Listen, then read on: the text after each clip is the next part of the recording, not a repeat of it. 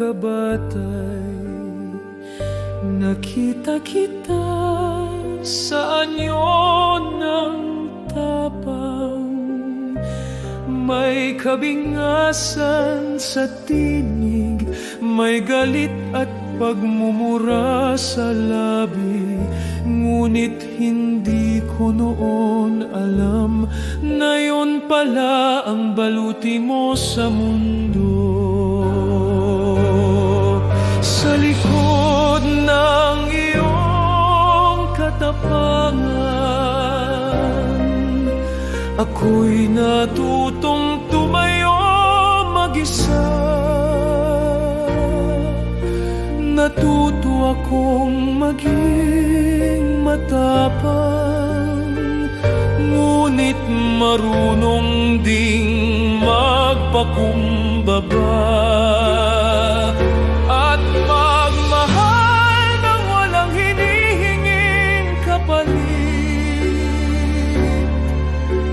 Lahat ng iyong kahinaan itinago mo sa bigat ng pag-aaruga. Hindi ka kailanman nagpakita ng luha.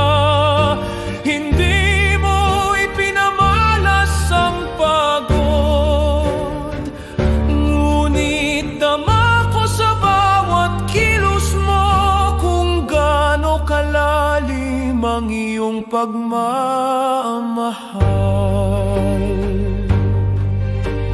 Alam ko ngayon, inang, na ganun ka magmahal.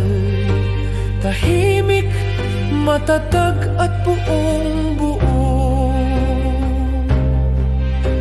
Isang pagmamahal na hindi kailangan ng salita, dahil ramdam sa bawat sakripisyo.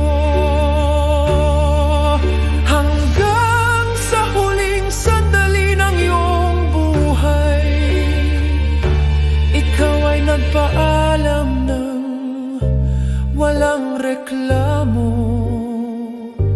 walang hinaing, walang ingay. Isang paalam na payak, ngunit tumimo sa aking puso magpakailanman. Inang Bebot, kung nasaan ka man ngayon, bit-bit ko ang lahat ng iniwan mo sa akin. Ang lakas, ang aral at ang pagmamahal na